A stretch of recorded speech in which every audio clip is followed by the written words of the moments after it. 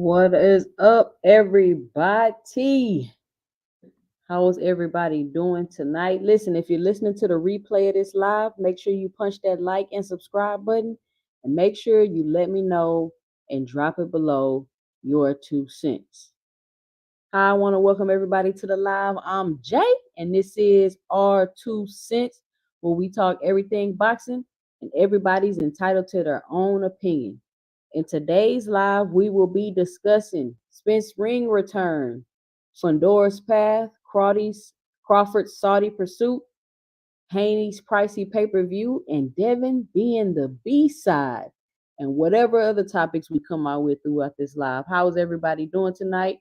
Let me send a shout out to Cash Crypto, Fight Game, All Things, Brian King Falcon, Noble Young, Frequent Flyer in the building, Mr. Greg. What is up? How y'all doing tonight? How is everybody doing tonight? Please put a 1 in the chat. Let me get a sound check. Put a 1 in the chat for me if you can hear me clearly. Big Dre, what's going on? Put a 1 in the chat if y'all can hear me. Thomas Hill, what's up? What's up?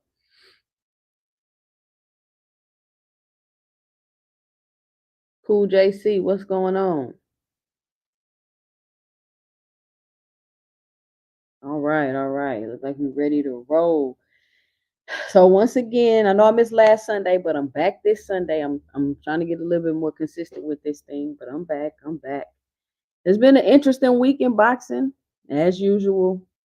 One thing boxing is never short of is the drama, and that's for real. I mean, it's always something going on in boxing, and because I've kind of put my lives and my notes and stuff together on Saturday during the day, but even after I put all my notes together, here come Clarissa Shields and Alicia Baumgartner with the drama. So that went viral. That's been going down. People been talking about that all day, but we'll touch on that. So how's everybody weekend?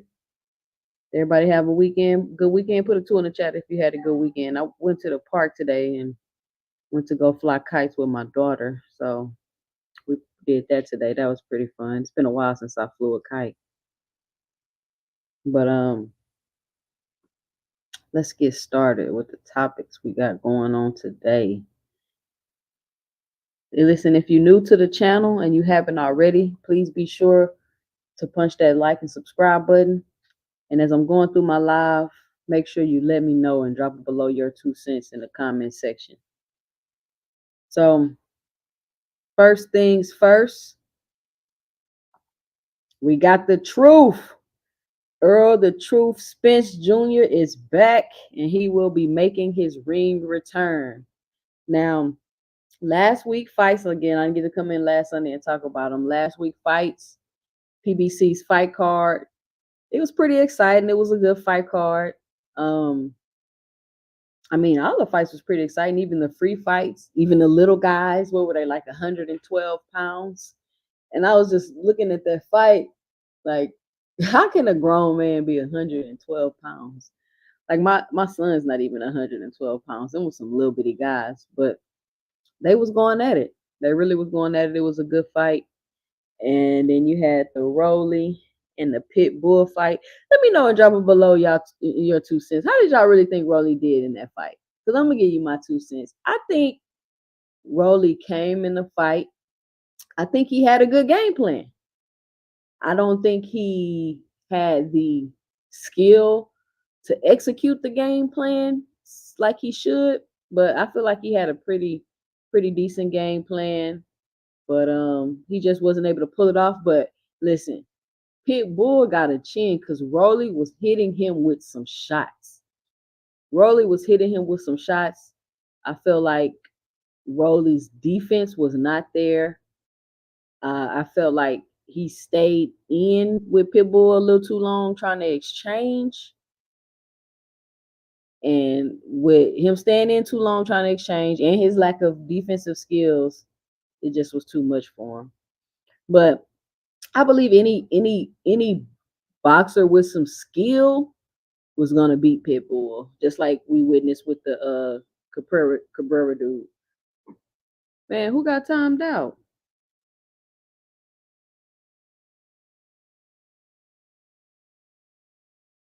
Okay. Um, just like with the Cabrera dude, any boxer that's gonna be able to come in there, stick and move with his jab, I think that they're gonna beat Rolly. So I like Rolly though. I've been following Rolly for, I mean not Rolly, Pitbull. I like Pitbull. I've been following Pitbull for a while because I was interested to see where his career was gonna go. Because I'm like, man, they calling this guy Mini Tyson. I gotta see what's up with this guy. So I've been following Pitbull for a while, and now he's a champion. He has a belt at 140. Um, Let me ask y'all a question. Let me know in the chat. Is Pitbull now the weakest 140 champion?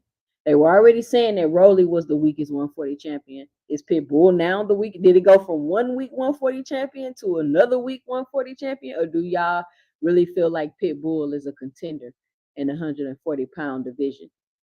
I think Pitbull is a decent fighter, but to me, it's giving high quality food. It's giving high quality food. That's what it's giving. But don't get me wrong though, I like Pitbull. I'm a fan. I don't know. I don't know what will be next for him. Who would y'all like to see him fight next? Who would y'all like to see Pitbull fight next? And is he now the weakest 140 one champion at 140 with a belt? Let me know in the chat. Let me see what y'all got to say. Somebody say, let's see, Cool JC say his performance was horrible. He said Rolly was doing the roly-poly like he always do. And y'all gotta admit though, even though Rolly got beat, that was the best Rolly y'all seen. Y'all can't even lie and say that wasn't the best Rolly performance y'all seen. I feel like Rolly is getting better. I just think that he's being poorly matched. But I mean, he's there for the entertainment. So he's getting put in fights to entertain. Mr. Greg say terrible. He fell apart as soon as he got hurt. Man, he was getting what shot? He was getting hurt in damn near every round. Even though Pitbull wasn't able to drop him, but he was getting hurt every round. Big Dre say Pitbull don't wobble, he don't fall down. I mean, that man, I don't know if it's because Pitbull ain't got no neck, but I mean, he was eating them shots from Rolly, and we do know Rolly can punch hard. And I really was feeling like, okay, Pitbull is small, he coming up from 135. I think Rolly got a shot to catch him with something and drop him. But boy, was I wrong. Say Rolly was catching punches with his face. Let's see. Friendly fire, my bad, 2 cents. I think I hit Tommy too hard. No Diddy. Okay, they going back and forth. Let's see. I think he will give the other three some work. You think so, Mr. Greg? I don't know, man. After I seen Pitbull get beat by the Cabrera dude, it really just gonna take somebody that's able to box. They don't need to match Pitbull up with nobody that can box with good boxing skills with a jab. That's gonna be a horrible matchup for him. I would like to see Pitbull and Barroso fight. That might be a good fight. I actually I'm a fan of Barroso. Ever since he had that fight with Rolly, I've been kind of watching Barroso. Then he stopped whatchamacallit in the first round. I can't sleep on Barroso. Barroso messed around to become a champion. Somebody say frequent over there, Diddy bopping, not the Diddy bop frequent. So, what did y'all think about the Fundora and Tim Tszyu fight? Now, I said before the fight, everybody was talking about how y'all can go back on my last live and check.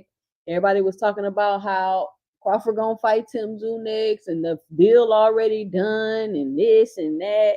And I was like, I don't know why y'all sleeping on Fundora. I've been listen. The first time I seen Fundora fight, I was at the Cowboy Stadium because I went to the Errol Spence and Danny Garcia fight, and Fundora was on the undercard. And I was like, who is this NBA player in a boxing ring? I couldn't believe how tall he was, and he was fighting at 54. So ever since then, I was like, I'm going to follow this guy's career, because I was talking to my brother about it. And he was like, yeah, I think they're trying to build Fundora up to eventually fight Errol Spence. This was back in the Danny Garcia fight. And I was like, you think so? He was like, yeah, I think they're trying to build him up. That's why he's fighting on the undercard, blah, blah, blah. So I was like, all right, I'm going to follow Fundora.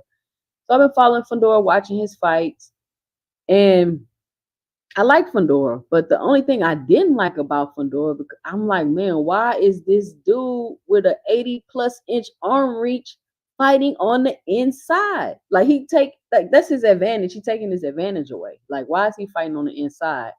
And I always believe that if he was able to learn to use his jab and learn to box a little bit better, he was gonna be tough to deal with. He was gonna be tough to deal with. And that's exactly what. And then he fought the Lubin fight, and that was a tough fight for him because he insisted on trying to fight Lubin on the inside.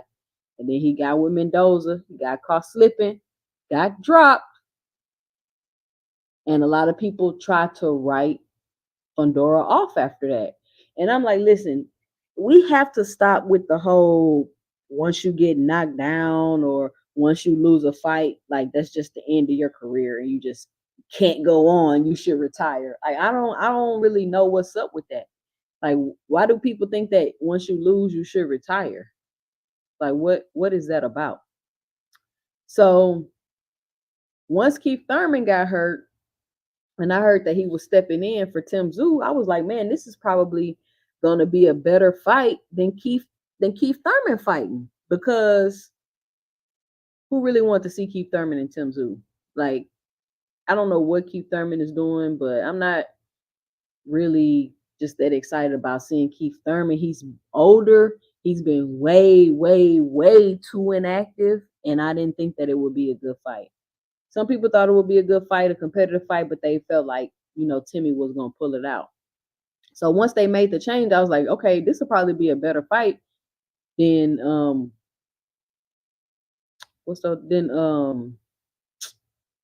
whatchamacallit. Then I can't remember this dude's name.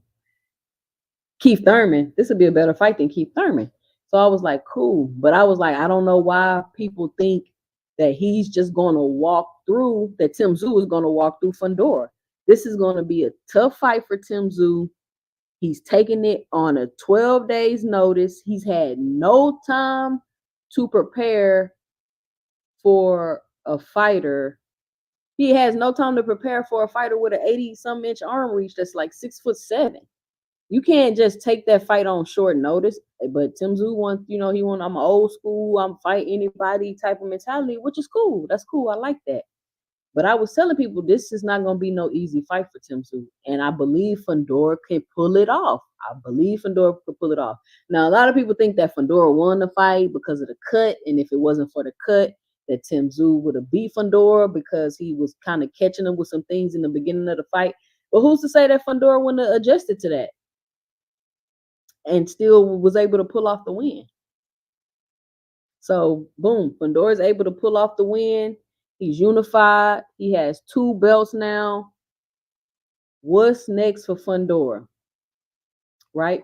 But let me get y'all 2 cents. What did y'all think about the fight? What did y'all think about the fight? 2 cents, Fundora was looking like shit until that elbow happened. I don't think he was looking like shit, Crash Crypto. It was only one round, a round and a half. How can y'all say that? Give the man some time to adjust. It wasn't like the fight went 4 or 5 rounds and then the cut happened and that was going on. It was only 1 or 2 rounds. And you know what I'm saying? It says, goes to show you how a cut can change the trajectory of a fight. Let's see. Thomas say 2 cents. Did you hit the like button, my good sis? We went away from the perfect likemanship. Oh yeah, I definitely punched the like button already. On 2 rounds, Cash. Come on, fam. A lot can change in 10 more rounds. Thank you, Thomas. It was just, but a lot of people. Hey, that's a lot of people's 2 cents. They like he was getting them in the 2 rounds. He was gonna stop Fundora, and Fundora got a chin, y'all. It's not like Fundora ain't got no chin. Let's not forget he is an inside fighter, so he gets hit a lot. But let me ask y'all a question. They said that they didn't have a rematch clause in the contract. Do y'all think that Fundora should rematch Tim Tszyu? And if so, why? And I'm gonna give you my 2 cents. If I were in Fundora's position, I wouldn't rematch Tim Tszyu because, one, you had ample enough time. You could have stopped the fight within those first 4 rounds, and it would have been a no contest, right? Or you could have not even taken a fight, actually. I'm not saying like anything Tim Tszyu was done bad, nothing. I'm just saying like you felt like you was about to walk through me in this fight. Timmy felt like he was about to walk through Fundora. He felt like it was going to be an easy fight. You already negotiating another fight before we even had a fight, talking about the deal done. I don't know how true that is, but I'm just saying that was a word on the YouTube streets. So if I was Fundora, I'd be like, I'm not about to rematch you. I'm about to take these belts and keep it moving. Gregory say, I believe he would have won by decision, which he did. See, Greg thought Fundora was going to win. Stop spreading false LDBC narratives. Alon, so amazing. What you talking about, bro? Low blow. You're brainwashing everyone. I'm here to put an end to this false LDBC narratives. Alonzo, so amazing. What are you talking about, bro? I'm not brainwashing nobody. Everybody is here to listen to my opinion about boxing and to give their opinion about boxing. If you feel like I'm giving a false narrative, you're welcome to leave. You are here voluntarily. You clicked on my video, bro. Thomas Hill, good fight. Cut cause some difficulties, but he still managed to see well enough to still make solid contact. But to be fair, they need to run that ish back. Everybody say they should run it back. Fundora should go after the Errol fight and get his bag. His manager said they do have a rematch clause. Well, you know what, Mr. Greg? I was hearing so many different things. They were saying, oh, they just said it in their word, that it was like a verbal rematch clause. It wasn't nothing set in stone. So I don't know if they had anything set in stone written down or if it was just verbal. I mean, but if they want a rematch, they can rematch. I'm just giving you my 2 cents. If I were in Fundora's position, I would take the belts and go on by my business. Afro fighters are putting the audience to sleep. Jab, run, jab, jab, run, run. Disgrace to boxing. Who is this dude? I saw the replay, and to be honest, I didn't see where he contacted Fundora's elbow, but I'm not sure though. Yeah, he see, and that's the thing that I don't think people was even realizing how Tim Tszyu even got cut, because since Fundora is so long and tall, you got to take risk to get in there and hit him. So the reason why he got cut was because he was jumping in trying to hit him, and he jumped into his elbow. So it's a risky fight because of how tall and long Fundora is. So you got to take risk in order to fight Fundora. So he was jumping in there trying to get a shot off, and he hit his elbow, and he got cut. They ain't mad at Fundora winning, but he was definitely about to get stopped in 3 and 4, but shit happens. It says the fight would have been shorter if not for the cut. Tim was getting in the front door and then banging. Okay, so it's a lot of people in the chat that believe Timmy was about to win that fight. So why y'all don't think that if Tim and Fundora rematch that the fight won't be harder for Tim the next time? Because Fundora's already fought him, kind of seeing what his game plan gonna be, and he can go back and make adjustments. I mean, I guess they kind of go for both of them, but it's gonna be harder to get to Fundora, just to get my 2 cents, because he's so big. I would say that Alonzo dude was just spamming Pools chat with racist shit. Oh, okay. There are so many behind the scene moves taking place. It's hard to say what will happen. Yeah, it is hard to say what will happen. The haters are here. He does that on every channel. 2 cents. Okay. So I got everybody 2 cents in there. So boom, after the Fundora fight, Earl the Truth jumps in the ring. He like, hey, I want next. Now I gotta take your shit. Blah blah blah. And I'm looking at Earl. You know, everybody and people haven't seen Earl. People like, I'm glad this guy's finally woke up. I'm glad he finally out of his dark place or wherever he's been. And I'm like, man, Earl looked healthy. He looked happy. He looked like he got a new set of teeth.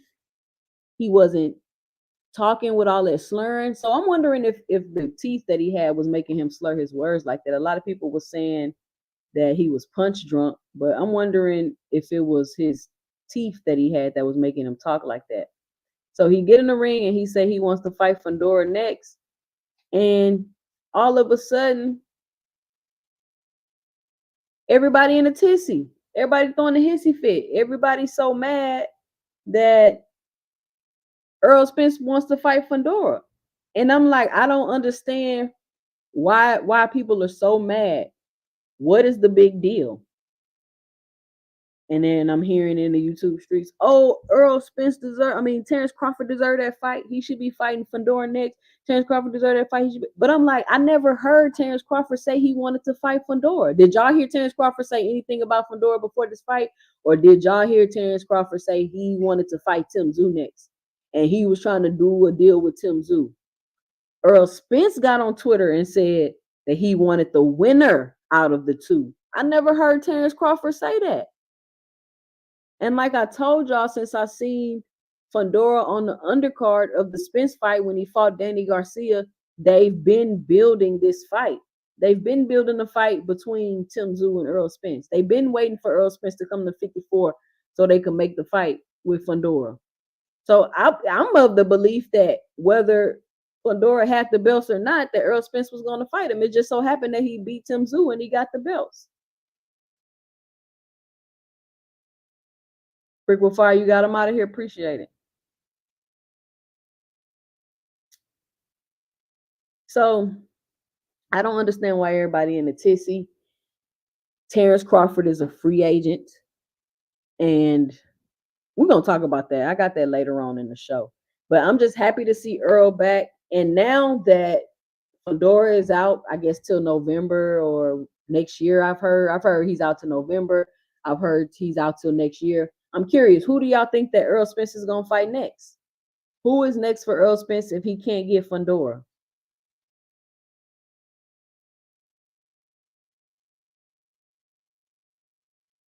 Alon's so amazing. You ain't got nothing else to do, bro? Like, why are you in here trolling my chat? And why you got so many pictures?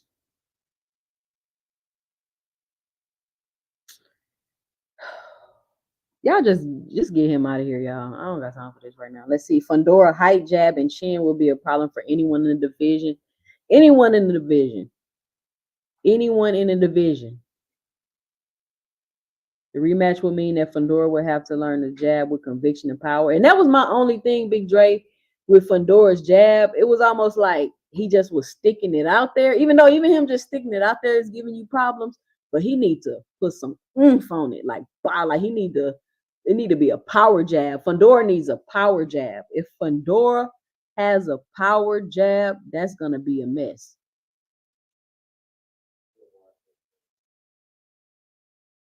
Okay. So if y'all happy to see Errol the True Spence Jr. back, put a 1 in the chat. Interested. And there's a lot of people that believe, nobody gonna want to see Errol. Nobody gonna want to see Errol Spence fight. Nobody gonna want to see Errol in the ring. And this is what I think people don't realize, right? People like to see if people like to see if people can overcome adversity, or they like to see people overcome adversity. So it seems like throughout a lot of Errol Spence's career, he's been overcoming adversity from the car accident, the car accidents. Actually, he's had like 2 or 3 accidents. Now he's gonna have to overcome this ass whooping he just took from Terence Crawford, and people are gonna want to know: is Spence okay? Can he still compete? Is he gonna be able to still be competitive? He already had a big fan base. He had a loyal fan base. It's not like just because Errol Spence lost, all his fans is like, oh, forget Errol. Like we was in the street burning his t-shirts or something. Nobody did that. Maybe they might have been upset with Earl for a little while because, dude, why would you let yourself lose like that to Terence Crawford? That was my biggest thing. Like, at least let it have been a competitive fight. Like, why would you let yourself lose to Terence Crawford like that? But whatever. Anyway, the case may be, I guarantee you that Errol Spence's next fight, no matter who he fights, will do good numbers because everybody wants to know. Everybody's been asking, what's up with Errol? Can Earl still fight? What will Earl do at the 54-pound division? And I really hope that Earl is able to get belts at 54. If he's able to beat Fundora, if he fights Fundora and become unified at 54, that just only solidifies his greatness, in my opinion, just to give my two cents. If he's able to overcome drinking, accidents, getting your ass whooped, be embarrassment, all of that, and then come back to 54, be and become unified, what does that say about Earl? What does that say about Errol Spence? He's overcame a lot in his career and has still been able to keep it pushing. A lot of it self-imposed, don't get me wrong, but either way, he still was able to overcome it. Mr. Greg says everybody fails to see this is the fight game. Anything can happen. PBC maneuver EJ into position. Let's see how this plays out, especially now that allegedly the WBO is going to strip him. Now, my thing with the stripping thing, Mr. Greg, is how does Terence Crawford still have all these belts at 47, but you up here trying to strip people of belts at 54, and Crawford still got the belts at 47. But you up here trying to strip people at 54 when Crawford's still holding belt, like he's literally holding up the 47 division. I don't think he has any plans on fighting at that division anymore. Mr. Greg said he think EJ too damaged. See, and that's what I'm saying, Mr. Greg. We don't know. We gotta wait to see. You're gonna have to buy that next PBC pay-per-view card he on to see how he fight. Ariane, salute. Still feel EJ beats Bud at his best, but just happy to see him back. Absolutely. Earl is about to reestablish himself as the clear A side, and hopefully we get to see him smash Bud. Let's see, Big Dre. It says he a bad man. Absolutely. He's the man. He is the man. He says I got a flash to collect Mr. Gregory's and all the Bud fanatic tears. Lucky McKinnell's in the building. Salute. What's going on? Get this dude out of here. And Mr. Greg, we should give him a chance. See first in case he's not damaged. Somebody, y'all got him out of here already? All right. So happy to see Errol the True Spence Jr. back. Just want to know, put a 1 in the chat or just write yes or no. Do y'all think he will be able to get a belt at the 54-pound division? And also put in the chat, who should Errol the True Spence Jr. fight next if it's not Fundora? Now, Fundora, I want to know, do you all think that Fundora is the future of the 154-pound division, or is he food? Is he future of food at the 154-pound division? He is now a unified champion. Now, I think maybe if he wasn't going to fight Spence next, he'll be able to keep those belts a little longer. But if he beats Zoo and then he's able to beat Spence, what does that say about Fundora? What does that say about Fundora? Does that make him the person to beat at 54? But it just sucks that he's injured. He's going to be out for so long. And I really hope Spence don't sit around and wait for Fundora.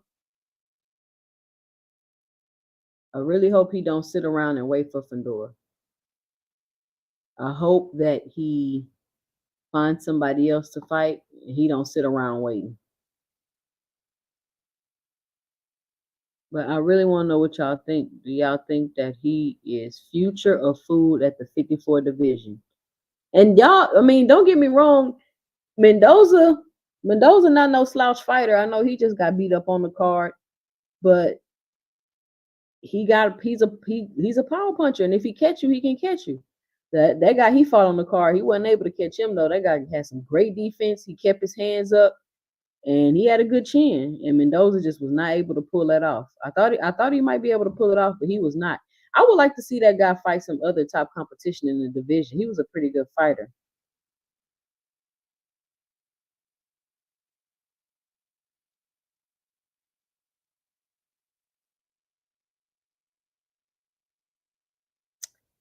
Somebody is using my profile to spam channels. It's not me. Sorry about that 2 cents.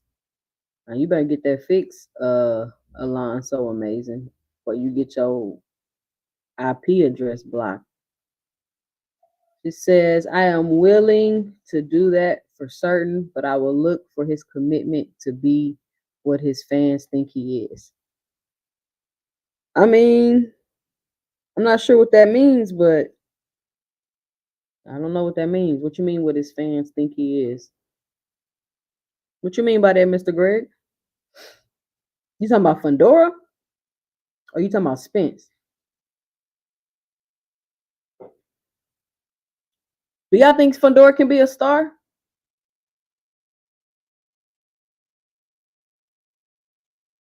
Do y'all think they can turn Fundora into a pay-per-view star?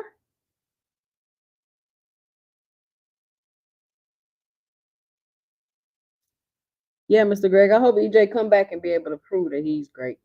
I hope he is. Mr. Greg think Earl is a one-trick pony. I don't think people realize when they say that Earl is a quote-unquote one-trick pony. I mean, if I've made it this far with quote-unquote one trick, I mean, what does that say about me? Like, let's really dissect that for a second. If I've made it this far, if I'm so great at the one thing that I can do, that I was able to go through the 47-pound division, the glamour division, collect 3 belts, make it all the way to the undisputed fight, and lose to my only loss is to the best fighter on the planet, right? So, I mean, what? My only loss is to the best fighter on the planet. Terence Crawford will beat anybody, allegedly. So how can you fault me for that? But speaking of that, this is what I want to bring up now. Let's talk about this real quick.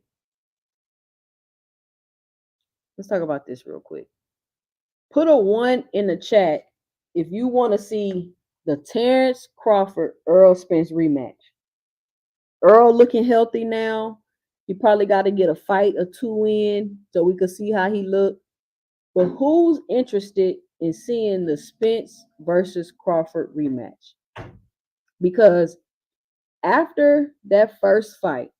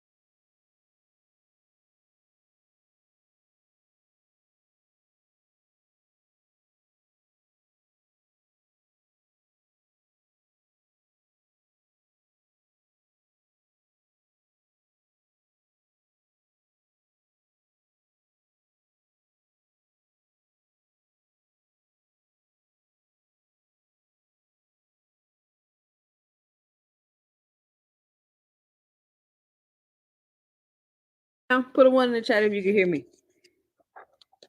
Hello? Am I back? Can y'all hear me? Hello? Am I back? All right. My bad, y'all. My mic died on me. So what's the last thing y'all heard? Man, I was cooking. What's the last thing y'all heard me say? Let's see, Mr. Greg say, but when he told his fans he was not doing what he should have and was long overdue for that ass whooping, he was winning other fights because his one trick kept working. His next fight will tell us. Okay. Well, we'll see if his trick keep working. I'm back. All right. Put a 1 in the chat. All right. So I don't know where I stopped at. What's the last thing y'all heard me say? So anyway, I was saying that we heard for the longest time nobody wanted to see the rematch. His team came out and said they didn't want the rematch. Errol Spence signed in the 30 days for the rematch. That's the last thing y'all heard me say is put a 1 in the chat if you want to see the fight. Oh my goodness. I was going, okay. So anyway, so we heard everybody say that they didn't want to see the rematch after the fight happened. Now all of a sudden that Earl is about to fight somebody else, everybody's saying, not everybody, but the Bud Buddies is saying that Errol Spence is ducking the rematch. And I'm like, how is Errol Spence ducking the rematch when when Terence Crawford was the one that said he didn't want it? He's the one that said he didn't want it. His fans were saying nobody was gonna pay for it. Nobody was gonna want to pay for it because it was so one-sided. Nobody want to see that again. But now all of a sudden that he's about to fight somebody else, everybody want to know why he's ducking the rematch. He need to fight somebody else. They're gonna have to build that fight back up. He gonna have to prove himself again. And that's what Earl is doing. He's doing exactly what y'all said y'all wanted him to do. How could you say he's ducking the rematch? How could you say he's ducking the rematch? I want to see it again just to put a sleep to all the notions that EJ needed to be at 54 to beat Bud. Cool JC say Bud fans are fickle. So I seen an interview with Espinoza. Give me a second to pull it up, where he talks about the rematch, right?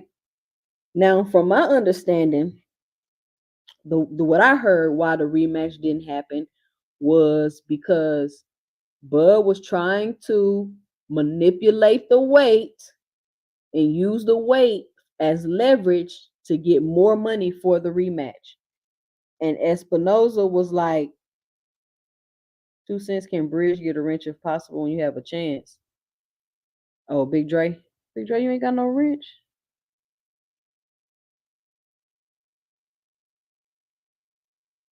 And so he was saying basically, even though everything had been agreed upon before the rematch, when the first fight was signed, everything was agreed upon from the first fight to the rematch. Everything was agreed upon, and they said the fighter get to pick the weight. Okay, cool. So instead of you picking a weight and in the what Espinoza say in this, like, the spirit of the contract, you was trying to say, oh, I'll fight at 54, but I want more money. And they're like, no, bro, that's not how it works. That's not how you negotiate. We already agreed on all this. You either want to fight at 47 or you don't want to fight. So with knowing that information, who sounded like they didn't want the rematch? But let me see. Let me find this. Hold on. Give me a second.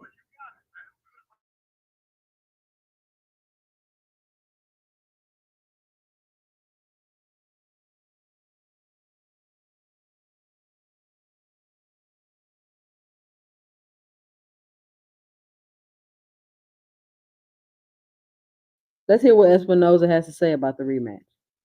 Two other great fighters, real quick. I want to ask you, Steve, why did Terence Crawford and Errol Spence rematch fall apart? Well, look, Crawford, Spence definitely wanted his get back. He definitely wanted another shot. And obviously, Crawford, the gentleman that he is and the businessman that he is. Now, what did he say? Spence definitely wanted his get back. Put a one in the chat if y'all can hear that clearly. I just want to make sure. But Espinoza said Spence definitely wanted to get his get back. And I can tell Espinoza is kind of trying to be diplomatic here, but listen to what he say. Said okay, whether it was exactly the terms of the rematch clause or not, he was certainly willing to do it. But then whether it was exactly the terms of the rematch clause or not, he was willing to do it. So obviously, somebody somewhere was trying to make some different terms for the rematch clause. There's some eye surgery, there's a recovery there, and there's a reality that it's not fair to keep Crawford waiting forever to do that. So I think it was they put their heads together, tried to make it come together. Other factors came in, including the eye surgery, including some medical things, and they decided, look, let's not hold each other up. So I think it was not, again, one of those. It's like this guy was scared of that. No, it's not. It was they were both willing to do it, both interested in doing it. Just couldn't come together as quickly as possible. We're not sure when we're going to see Errol back. And in the meantime, it makes sense for Crawford to be free to do whatever he wants to do. There you go. So I hope that puts an end to all the ducking and who this and that. You heard Espinoza. They don't know when. At that time they did the interview. They didn't know when Errol was going to be back, and they felt like it didn't make sense to hold up Crawford. So now Crawford is free to do whatever he wants to do and move on.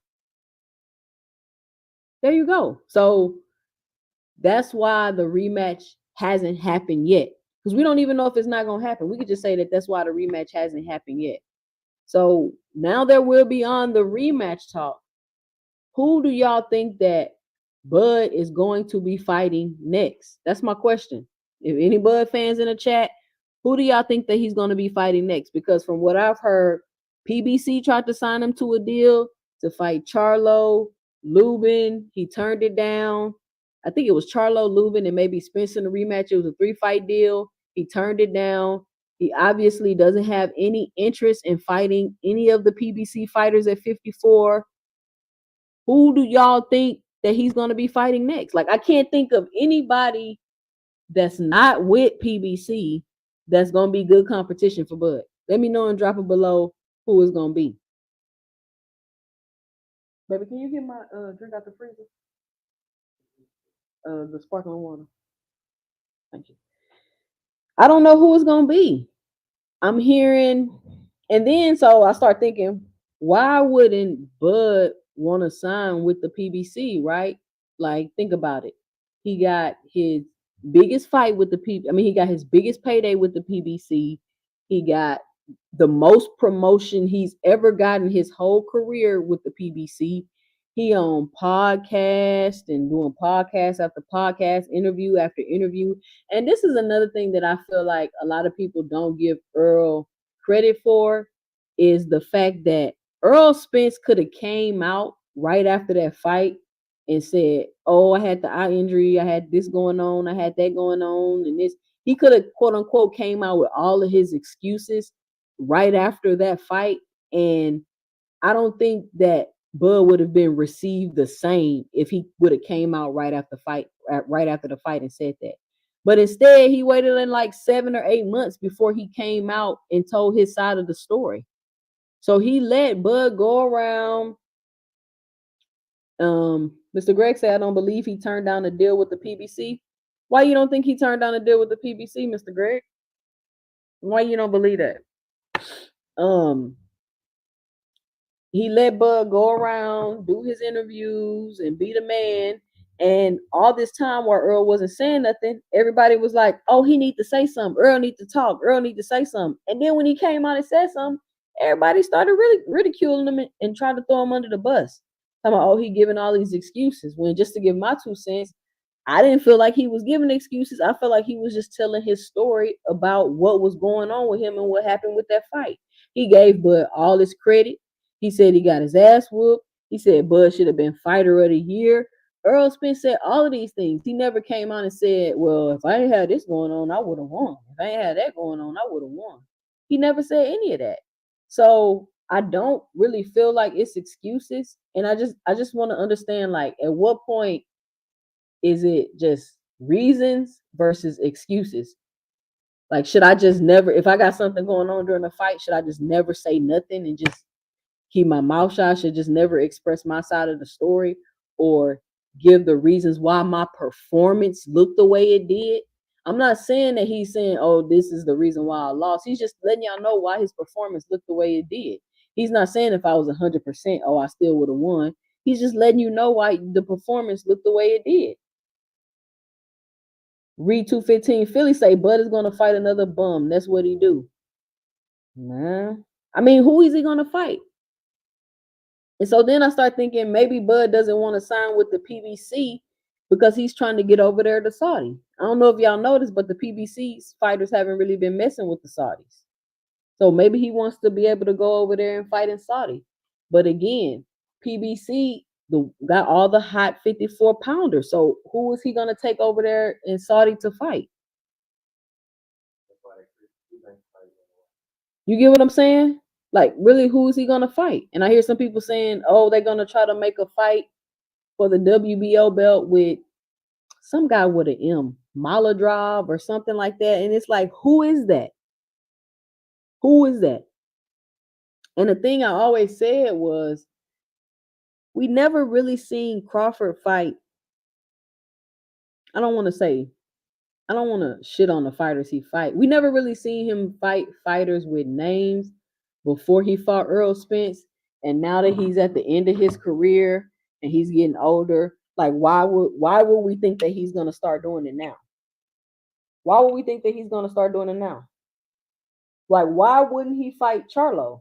And a lot of people gonna say, "Oh, well, you seen how Charlo looked against Canelo? Nobody gonna want to watch that fight." One, I think people will watch that fight, and two, that was 2 whole weight classes up. Like, how are you gonna take credit for another man's win? He's never looked like that in the 54 division, so why not fight him? But I don't even think Charlo's gonna fight no more. Actually, I think I heard he just had a seizure.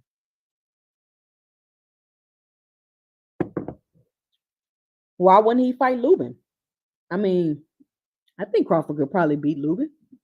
It'll be I believe it'll be a competitive fight, but he'll beat Lubin. And the issue with Bud is not that. The issue with Bud, or my issue with Bud at least, is that, let's say Bud can beat everybody, right? He's the best fighter on the planet. He can beat everybody. The issue I think people have with Bud is he never fights that the fans perceive to be competitive, right? Like, if you can beat Charlo, but the fans is like, oh, we think that'll be a good competitive fight, then fight him, because the fans perceive it to be competitive. So it's almost like you never give the fans what they want. Like, you always fighting some people nobody ever heard of, or you always fighting a fighter when they're at a bad point or they're way past their prime or something like that. So now everybody like, oh, Earl looking for a bag. He want to fight for money. He this and that. Well, PBC is where who did you get your biggest payday with? It was with PBC. So why wouldn't you stay with the PBC and keep fighting those fighters and get money? But hey, if Bud trying to get over to Saudi to get more money to fight whoever he want or do whatever, then that's cool. Let just go. Good luck to Bud. Do what you do. Fight for your legacy. Whatever you doing, because at this point, I don't know. I'm not really too much worried about Bud. If him and Spence do a rematch, then that's cool. But 15, you want 15 million guarantees for fights and stuff like that. It just seems a little bit unreasonable, just to give my 2 cents. I'm not sure what exactly Bud has done. Listen, beating Errol Spence does not mean you deserve $15 million a fight. I don't care who would have beat Errol Spence. They're not gonna get $15 million a fight just because you beat somebody. Like that's not how the business of boxing works. It just don't work like that. It says PBC will not surrender control of their fights and the Saudis won't control. Well, there you have it. That's why PBC is not gonna be fooling with the Saudis. And it's a lot kind of going on in that area right now. So I'm not even sure how much longer fights will be going over there to Saudi, to be honest with y'all. It's a lot of political stuff going on right now. Rick Timms in the building. What's up, Rick Timms? So I'm not sure how long the fight's going to even be going on over there in Saudi right now. Mr. Greg say, did you say Charlo had a seizure? I heard in the YouTube streets that Charlo had a seizure. Not from a very, very reliable source, but I did hear that. So I'm not sure how true that is, but we'll see. Let's see. Bud may be thinking he can play the same game he played last time around. Rick Timms. Let's see. Bud needs to give Boost his shot fighting Josh Kelly for a vacant belt or some hoe shit. Fight Boost. Stop ducking. We all know that's not happening. But he do need to drop the belts, though. He do need to drop the belts. I've already almost been here. Oh, I got to run through the rest of my topics. Okay, so let's see. Next, we got Shakur Stevenson. Now, y'all let me know if y'all heard this, that Shakur has signed back with Top Rank. Shakur is back with Top Rank. Have y'all heard that Shakur was back with Top Rank?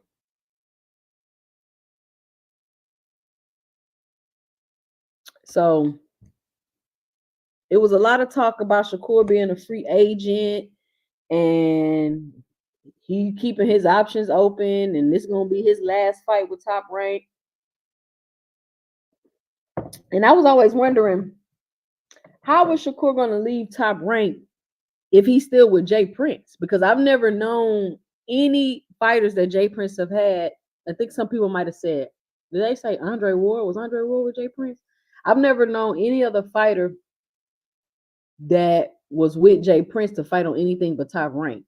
So I was wondering if Shakur gonna leave Jay Prince too, because I don't know how Shakur is gonna leave Top Rank but still be with Jay Prince, because that seems to be the only promotional company that they work with. So once I heard that Shakur was back with Top Rank, I started wondering, will we ever get the Tank fight? Will we ever get the Tank fight? And honestly, to give my 2 cents at this point, I'm not really too interested like that in the Shakur and a Tank fight. I think that it's a bad style matchup for Shakur because I don't see him doing good with explosive, powerful punchers, right? It'll just be me running and not running, but being overly defensive and not engaging all night. So do y'all think that we will get a Tank fight? And if we do get it, do you think it'll be this year? Because I always felt like if we was going to get the Tank fight, just like we didn't get the Crawford fight until he left Top Rank. For some reason, now BBC and Top Rank does cross promote, and they do send fighters over there, but it's usually the smaller time fighters. Usually when it's time for the big fights, they really don't cross promote like that. And Shakur and Tank would be a big fight. So what y'all think? Let's see. Poor Counter Boxing in the building. What's up? Poor Counter say I wouldn't be surprised if he resigned with them. Rick Tim say yes, Ward was with Jay Prince and Floyd too. And Floyd and them had to have a knockout brawl for him to get away from Jay Prince. They in the gym fighting and everything. Says Ward and Jay Prince co-managed Shakur. I don't think he fooled with Ward no more, but I do know he's with Jay Prince. Says we definitely ain't getting that Tank fight until he's free on Top Rank and Jay Prince. Oh, he got to leave Jay Prince too to get the Tank fight. And then it says, no, I don't think so. Top 2 cents. So we got to stop the whole, because a lot of times when I ask people, when they say, oh, Tank ain't fought nobody, Tank ain't fought nobody. And I say, okay, well, who would you like for Tank to fight for you to say he's fought somebody? The first name they always say is Shakur. And I always say, Bob ain't making that fight. So we might as well take Shakur off the list of who Tank needs to fight. So who does that leave?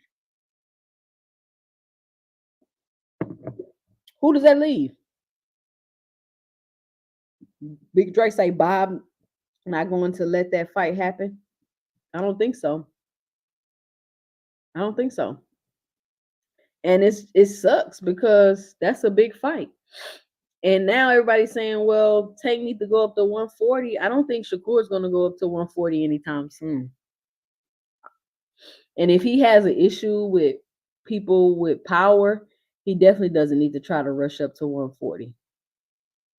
Mr. Greg say fighters, including Bud, have to recognize that free agency means no fights.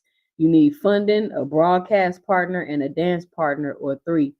And that's what I was saying, Mr. Greg. I don't think that being a free agent is the flex that a lot of people think it is, because you got to have a lot. First of all, you have to be profitable. I think that that's the main thing. Maybe if you're profitable and you're a free agent, you can kind of move a little different because people will be more willing to do business with you. But it's probably going to be tough to try to be a free agent, make a lot of money, and get belts. Like, that might be a tough thing to do. Let's see. Rick Tim say Jay Prince sent his goons to the gym with baseball bats and blood did spill. So Floyd had to call Pamper Bob to pay off Jay Prince before it got more bloody. See? Welcome to death row. It's hard to get up out them Jay Prince contracts. So I just wanted to drop my 2 cents on that and see what y'all thought about that real quick, because I think after months and months of talking about, I thought it was odd that after months and months of talking about how this was your last fight and you're gonna be a free agent and all this stuff, that you re-sign back with Top Rank. It's giving Bud 2.0. You know what I'm saying? So, but hey, do your thing, Shakur. Maybe you feel like you got to build your name up a little bit more, get your paper, get your bread, and maybe when your contract come up next time, you'll be ready to kind of step out and go somewhere else. Next topic up, we got the Haney fight coming up. Pay-per-view. Who's going to buy the fight? Put a 1 in the chat if you're buying the fight on the 20th. Haney versus Garcia. It's 11 o'clock. Put a 1 in the chat. So, from the beginning, I've been kind of feeling like this fight is giving, they might be trying to hustle me a little bit. Let me tell you why I said that. Now, I know that a lot of people was like, oh, Ryan is going to be the reason this fight don't sell. But I don't think so. I don't think that Ryan will necessarily be the reason this fight don't sell. I think that if it doesn't sell, Ryan will be scapegoated for the reason that it doesn't sell. But I feel like if this fight doesn't sell, it's Oscar's fault. Because when the fight tickets first went on sale, the prices of the tickets were atrocious, right? People was like, oh, $2,000 for this seat, and the cheapest seat is like $400-$500, whatever it was. I didn't even look up the tickets because I'm not going to New York, first of all.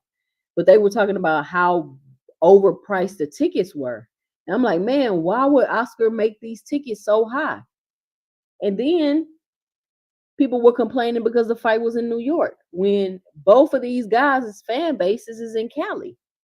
But they went to the whole, you know what I'm saying? They went to the whole other side of the country to make the fight when their fan base is in Cali. Devin from Cali, Ryan from Cali, or he got a huge fan base in Cali, or whatever the case may be. I'm like, why wouldn't they make the fight in Cali? And then you charging all this money for these tickets, and there's not even an undercard. There was no undercard for this fight. We just got the undercard last week. Now, granted, they've lowered the ticket prices, and I guess they keep lowering them the closer it gets to the fight. And then it comes out that the pay-per-view gonna be $80.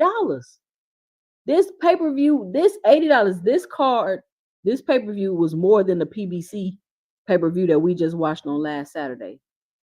Now, I've heard since then that they lowered the ticket prices. Can somebody confirm that for me in the chat, that they lowered the ticket prices? The pay-per-view prices, I mean. So I don't know if they lowered the pay-per-view pay-per-view prices or not. But this whole fight to me, I even did a video about it on my channel, has been giving hustle to fans. Let's try to get as much money as we can out of the fans for this fight. Because I just feel like it's kind of like a slap in the face to charge me that much money for a fight when I don't even know who's going to be on the undercard. And then when you do put out an undercard, it's a subpar undercard. And I'm actually really, I guess surprised would be the word I'm used, that people are even talking about this, because it seems to be the only promotional company they want to scrutinize is PBC. But I'm glad that people are speaking out about this because it's insane. It's crazy to me. You got Ryan with his antics. You got the fight all the way in New York. You got overpriced pay-per-view with no undercard. Then when you do get an undercard, it's a subpar undercard. So I just don't think Oscar did a good job with this promotion. I don't think Oscar does a good job at promoting big fights. And this was his shot. Like, this was his chance to promote a big fight. This was his shot to try to make Ryan even more of a star. Because I do believe that whether if he doesn't lose in a dominant fashion, I don't think Ryan is going to lose any fan base or anything like that, because a lot of his fans are casuals. They're not boxing fans. So people will continue to pay to see him fight because they're outside of the realm of boxing. They probably don't watch boxing. They probably just follow Ryan on Instagram or YouTube or something, and they hear he got a fight coming up and they run and go pay for it. Let's see. Cash Crypto say stream East. You gonna stream it, Cash? They might not even have a link for it. It says, I think the gang will suffer, but the pay-per-view might do all right because of Ryan's casual fans. Yeah, and I think the pay-per-view will do all right, just like what I was saying earlier about Errol, is people like to see people overcome adversity. So I think that people will definitely be interested in this fight. Rick Timms, yep, Ryan is from Victorville, California. He's from California. Ryan and Devin are both from California, and you're going to have the fight in New York. But how does that make sense? I think people were saying, oh, it might be the playoffs around that time. But to me, that would seem like even more of a reason to have a fight in California, because there's going to be people there. But maybe I'm tripping. Says these two should go all out and promote this fight. They both have turned this fight into a soap opera.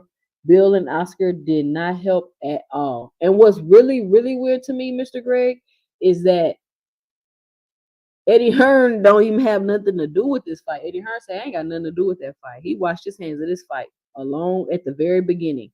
They not even asking Eddie Hearn about this fight. Says Devin didn't sell out in his hometown, missed the 90% sellout. Wow. We got the undercard, which is not really an undercard. I want to see. It says, yes, they've lowered the ticket prices. Okay.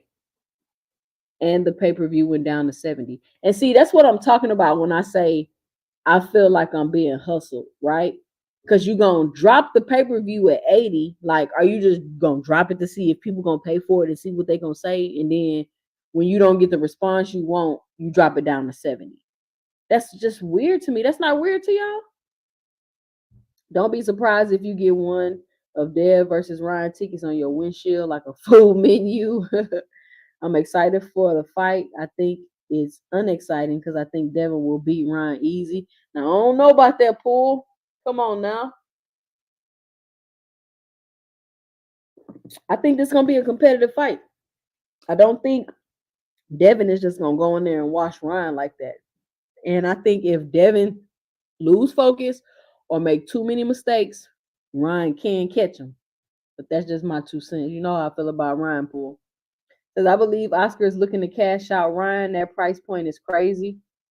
That's what I'm saying. That price point was crazy. And the fact that you changed it, which makes me feel even more like y'all trying to hustle me. The fact that you changed it. The fact that you changing the ticket prices for the fight makes me feel like even more you tried to hustle me, because what about the people that bought the tickets previously? They're not going to get a refund or the difference for what they paid. So it's almost like, let's see how many suckers we can catch with these prices and then we'll lower them. Oscar is weird. He is overly dramatic when he is in his promoter mode. Yeah, Oscar is weird. And him and What's his face laughing at Rolly? Like, y'all gotta grow up. Like, y'all are whole promoters out here. I could see if the fighters was doing that, but y'all ain't got no reason to be laughing at this man because he lost the fight. It's boxing and it happens. So I don't even understand what that was about. Big Dre say pay-per-view, 70 the zone subscription, 25 taxes, 18 is just too much money. Oh yeah, and then on top of that, you gotta have the DAZN subscription. And I think that's 20 something dollars. They've even raised the prices on the subscription. So it just was crazy. Mr. Greg say Oscar has never promoted well. When he got started, it was Richard Schaefer who was running things while Oscar was asleep at the wheel. Oscar is a horrible promoter. Oscar sounds like Zorro when he is making a speech.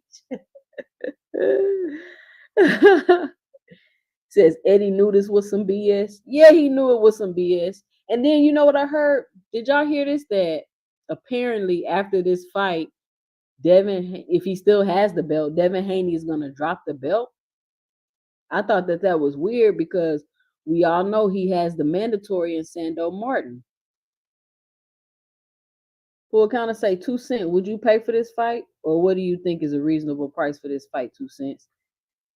I would say $54.99, $55, $60 is a reasonable price for the fight, considering the fact that I have to pay 20 something dollars for the subscription.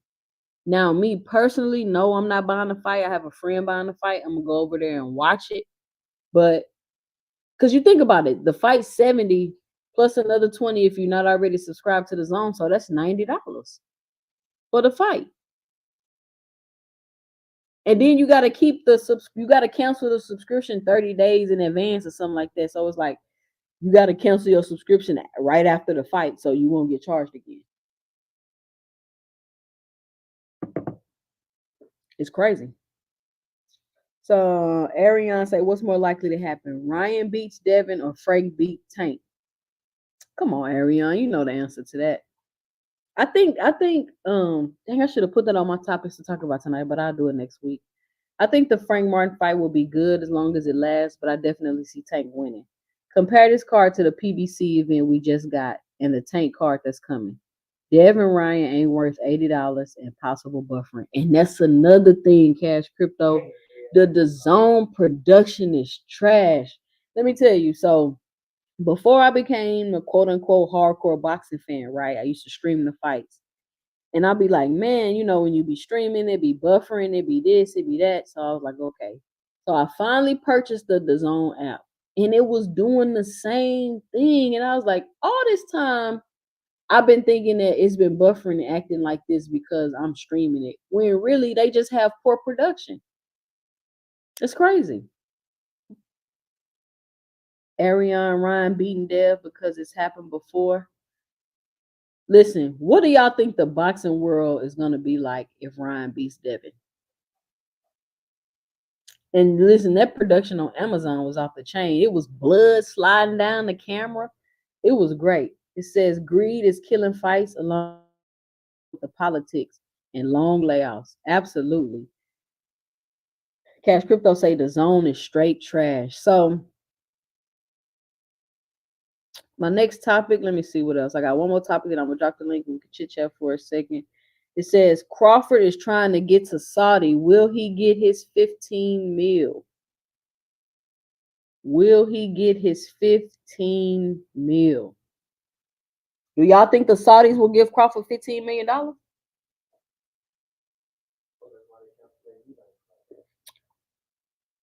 That's the word on the street.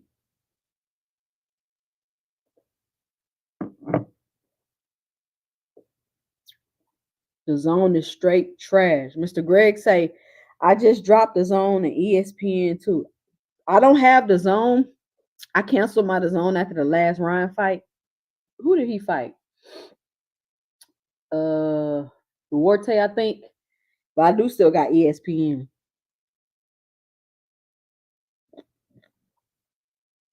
See, if Ryan beat Dev, these YouTube streets will flood with Haney hoes, tears, and I'm surfing. Let's see. Yeah, 2 cents. They don't have the crazy competitions on the lower fights on the card. I mean, that like the and I was like, who is on the undercard? How dare y'all keep asking us for money and you're not even giving us an undercard. It just gave me hustle. Like this whole fight just gave me hustle. Nope, they say nope. Crawford not getting his 15 mil to fight who? Nope. Bradley 68. How's it going? Is that Bun B in your thing, or is that how you look like Bun B? Listen, y'all, punch that like button if you haven't already punched the like button. Push the subscribe button if you haven't already punched the subscribe button. I'm about to drop the link in case anybody want to come up. That's pretty much all I got for today for my topics. I know the Clarissa Shields Bumgarner thing just came up.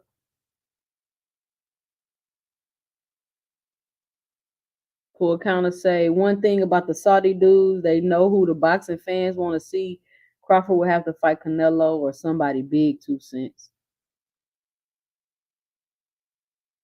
Somebody say, who looks like Bun B? Whoever that is in your avatar, Bradley. Is that you? Saudis ain't paying that much to watch Bud fight a bum. It says Saudis want him. Saudis want him. The WBO trying to put him in a position to get their 154 belt. If that happens, the opponent will not be who we want.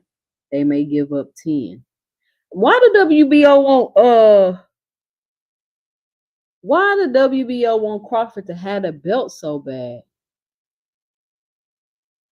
And this one last thing I want to show y'all real quick.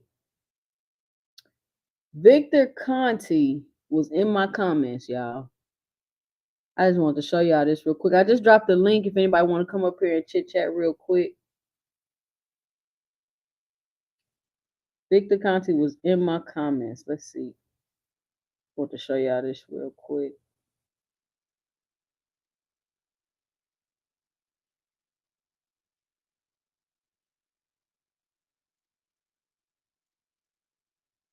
Let me see.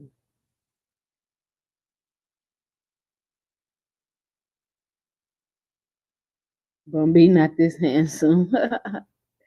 Buzz right hand man. Yeah, I want to show y'all how Victor Conti was in my comments real quick.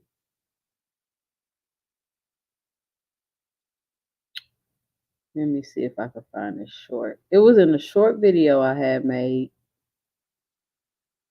which is the only video I believe I even have about Conti on this page.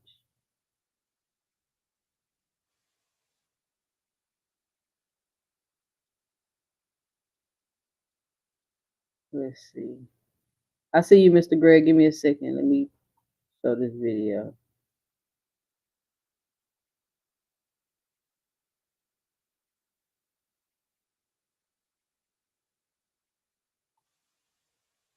Can y'all hear it?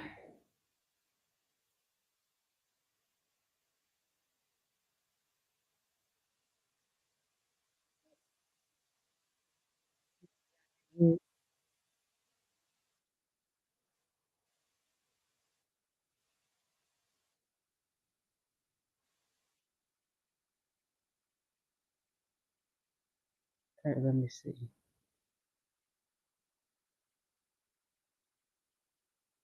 I'm trying to see how to share my screen.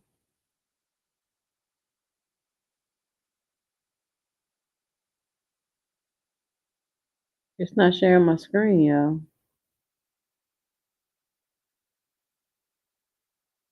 Well, anyway, I'm just gonna read y'all what he say.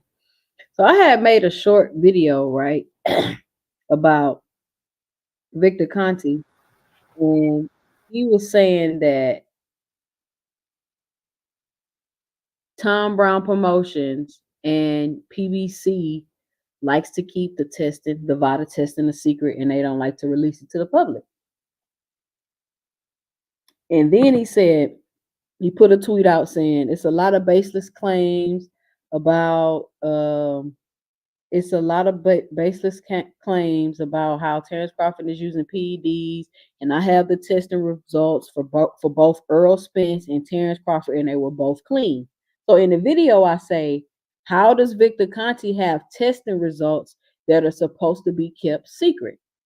So he comes in my comment section and he says, Let's be clear about how I know what the VADA test results are for the boxers that I work with. Most of them provide me with copies of their test results, so I get the information directly from the boxers. The VADA test results are made available to the boxers and they make them available to me.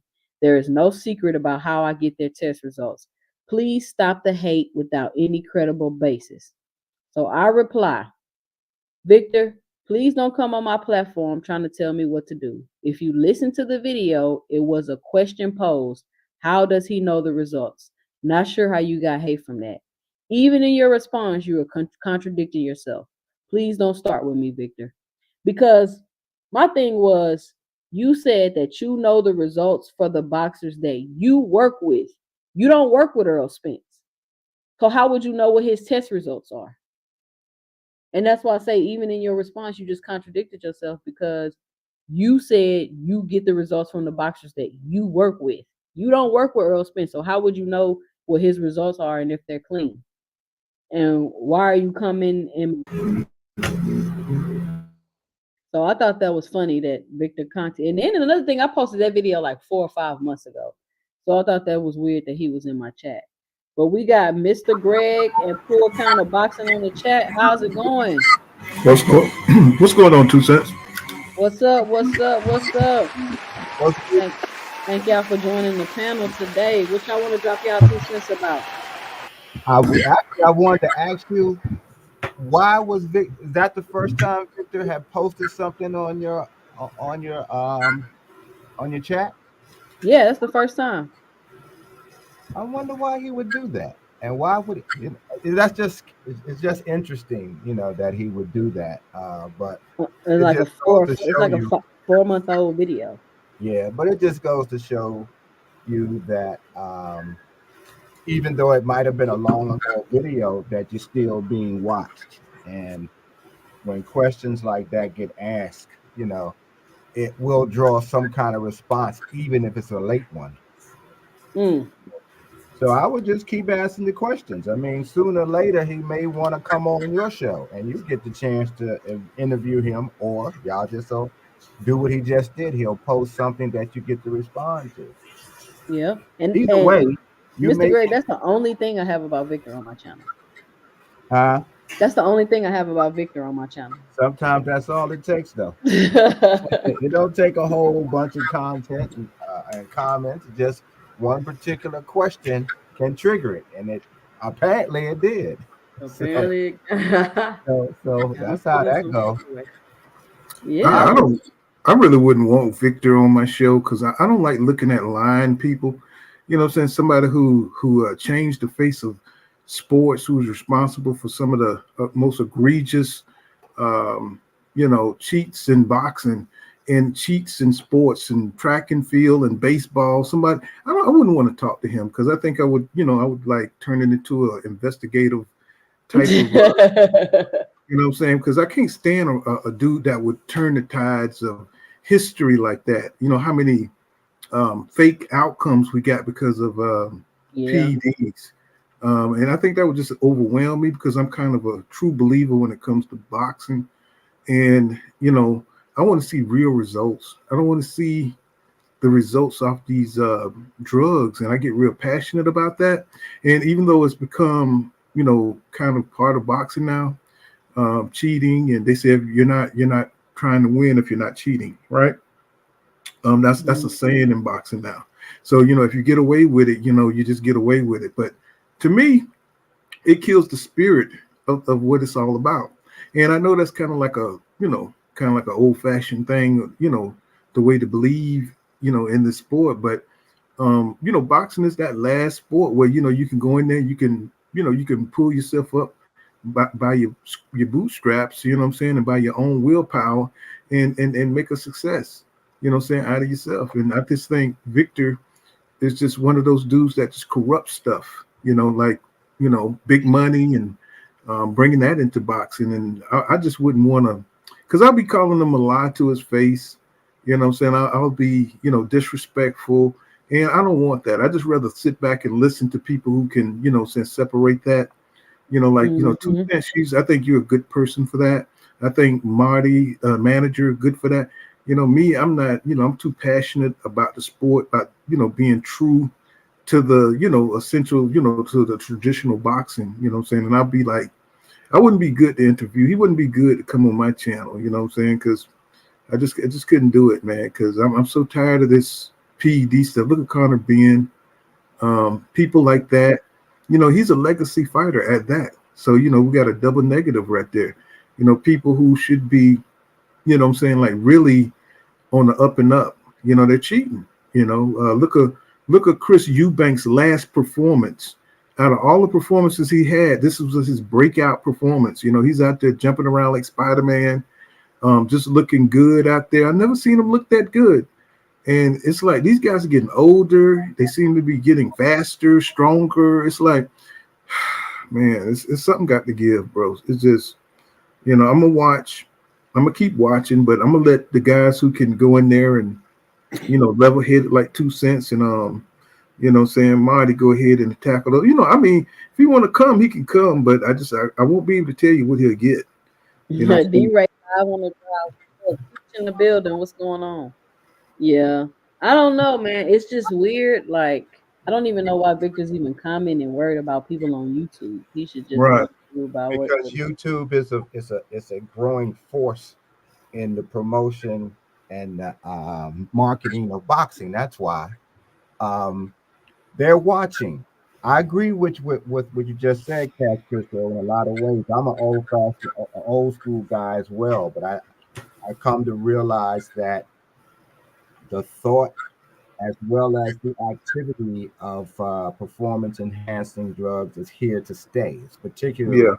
now that they've said that there are no tests for a certain amount or certain types of drugs right now. They'll find it eventually, but currently, so it's here to stay.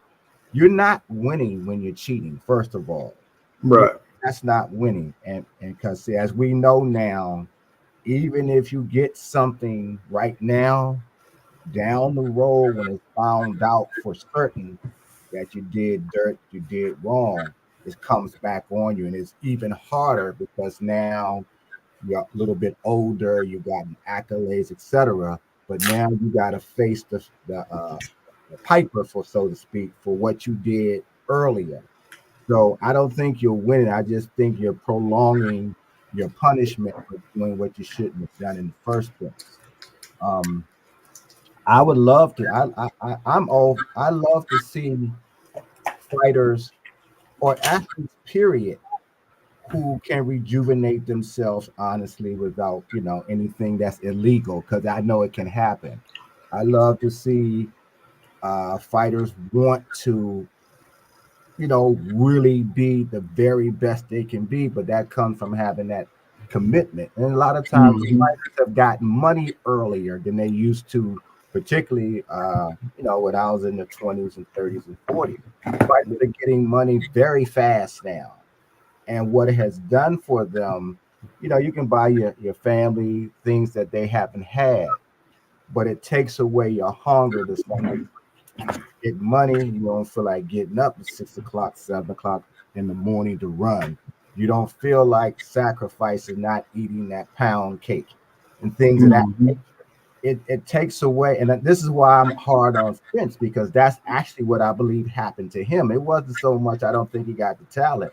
I think the money started coming, and the cars and the jewelry, and you were winning even though you weren't all the way doing what you're supposed to do, and it sometimes it makes you arrogant, and arrogant can breed contempt for what you need to do. It's easy to, okay, I'll go ahead and spar 4 hours instead of 9, but I know I'm going to win.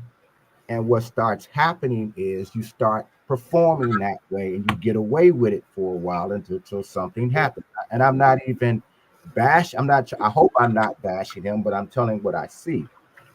But a lot So, of do the you think the amount that these fighters are able to make has changed the landscape of the sport, just as a whole, not even just for one yeah, boxer, but it just as Oh a has. yeah, whole? oh yeah, I believe so too. Because those little fighters, until Floyd came along, they Yeah. didn't make money like that until Floyd came They along. get money and You know? cars, and Mhm. so it becomes, well, why if I can make this amount of money, chances are they're going to, and the managers are going to also, let me make sure I get him in the ring with somebody he most likely is going to beat, so we can keep getting this amount of money. That's what I think. That's what has happened. It's happened to all the fighters, as far as I'm concerned, and that's why you hear everybody's asking for. Even I'm a fan of Crawford, but I'm honest about fighters. You asking for money that you probably aren't going to get, but they asking because they've seen fighters get money very easily, and you start getting greedy. And this, Yeah, they not, I was just about to say that, man. It But costs us. they not getting it easy though. Like Floyd Mayweather didn't get his money easy. but they don't see that. They see the end result. See, they Yeah, don't see how long Floyd had been in the game before he started getting the money. They don't see that it was Bob Arum who lied. Basically, he lied to Floyd, told Floyd he couldn't make the 20 to 25 million if he fought De La Hoya. Well, we saw that he did get that. So once they start seeing, they just see that money right away. They don't see what happened before. And that's typical of anybody. You start seeing somebody being successful, but you don't see what he had to do to get to that point. And that's what's happening with fighters. That's why you hear I need $1 million. I need 15 million. I need 5 million. This is not enough money. I get it. You risking your life. I get that part. But you have to put things in proper perspective. What is fair to the fans? See, that $80 price point that they put for the Ryan fight with Devin, that was ridiculous. It's crazy. And Man, that fight, they really trying to hustle the fan. Like it's almost a little disrespectful what they doing to the it fans with is, that it fight. is, it is. It's a hustle. It's trying to hurry up and get some money. And it's a fear that if you put a fight on and you say 39.99, you feel like you're devaluing your fighter. And I feel just the opposite. If I can get 3 million people to buy a fight that I price at 39 or 29.99, I'd much rather have that than 750 at $80 a fight. But it's that fear. It's the promote. See, promoters done got lazy too. Say what you want Absolutely. about Don King, and Don King, he had his he was doing his thing under the table. But Don King promoted fights, and he put on the best fights that was out there that was possible when they were all in their primes. And so you have to look at why he was how was he doing that, because he was a showman. Bob Arum was a little bit like that at one point, but you couldn't mess with King. Like King was putting fights on. Now promoters are banking on the site fees, the broadcast fees, maybe the whoever the broadcast master will put up, a partner I should say, will put up the money, and they've gotten lazy. So when fighters start asking for an astronomical amount of money, and everybody got to say, okay, got to be enough money in the pile for all of us to get paid. A lot of times it's not enough money, or if it is, there's going to be only one or two fights that takes place, during that period for whatever reason. Look at the fight card. You got to ask yourself, why was there not a fight card? Probably It because wasn't a fight card till last week. And I'm like, how dare you ask people to pay all this money for this fight and it's not even no fight card, Oscar? they didn't have the money. That's what it really comes down to. You got to get, I mean, promoters got to get out there and go back to the old school, just like we want to see competitive fights from a time gone by. Promoters got to be willing to do the same thing. Get out there and sell this fight. That soap opera stuff that these two guys are doing, it might feel good to them because they don't see the bigger picture. They're young guys, and uh, Bill Haney makes you don't even want to go see that Devin. And Ryan, he's stuck with Golden Boy, and you saw what they did to him. So you got that mess. So and here we are. We're doing more talking about the fights than they are. Yeah. yeah. I was about to say, like, the relationships between fans and fighters. You know what I'm saying? The bond is broken. Um, you know, fighters used to take pride in having a big fan base. You know what I'm saying? It was appreciated. Now it's unappreciated. You know what I'm saying? It's almost like it's a shame. You're ashamed to be a fan of any fighter. You know what I'm saying? Because these fighters, they don't like really try to share nothing with you. You know, they don't try to go the extra mile. Really, you know what I'm saying? It all comes to like they don't owe you nothing. We don't owe them nothing. It's almost like this adversarial relationship, even when you are rooting for a fighter. It's like, you know, it's like kind of like, thanks, I appreciate that. You know what I'm saying? And that's it. So, you know what I'm saying? It's just something, there's a connection that's broken between the boxing fan and the fighters. It just seemed like it's just business. It's just, you know, and I'm not saying like it's a personal thing, but boxing is a passionate sport. You know what I'm saying? You almost take on you know, saying a pseudo identity of the fighter, you know what I'm saying? Because when like Tyson, people who are really aggressive, people who like to really you know what I'm saying, be strong. You think you're Tyson, you know what I'm saying? Or if you're a finesse type of guy that likes to fight from the outside, you know, you take on, you know, Muhammad Ali or Sugar Ray Leonard, you know what I'm saying? So, you know, we take on the identities of these fighters. I know it's weird, but if you're a real boxing fan, you know what I'm talking about. Yeah. You know, or if you like them all, you know what I'm saying, you can take, you know, you have a connection. You know, certain fighters just bring certain things out in you, right? And we've lost that connection. Now it's just, you know, these guys are not like really into boxing like that. They're not really, it's like you were saying, like it's a hustle for a lot of these fighters. And what you were saying, my man, what's my man name here? I want to keep saying his, you know, just Mr. Greg. Yeah, what his name? Gregory. Mr. Gregory. Yeah. Like you were saying, these fighters are young, and once they get money, you know, like Marvin Hagler say, you know, it's hard to jog 5 miles when you sleeping in silk sheets. That saying keeps coming back to haunt us time after time. And I thought this young era mindset was a little bit stronger. I thought they were a little bit more advanced, but you know, nothing's new under the sun when it happens in history. And these guys are getting big money and they're getting lazy and they fighting less, and it's showing it's affecting their craft. You know, they're not getting sharper. They're not getting. If the worst thing that I think one of the worst things that could have happened to us as boxing fans, regardless of the age, is to see too much of what's going on behind the curtain. You got to see all the machinations that taking place up front with making the fight, maneuvering somebody in position, how much they're getting, you know.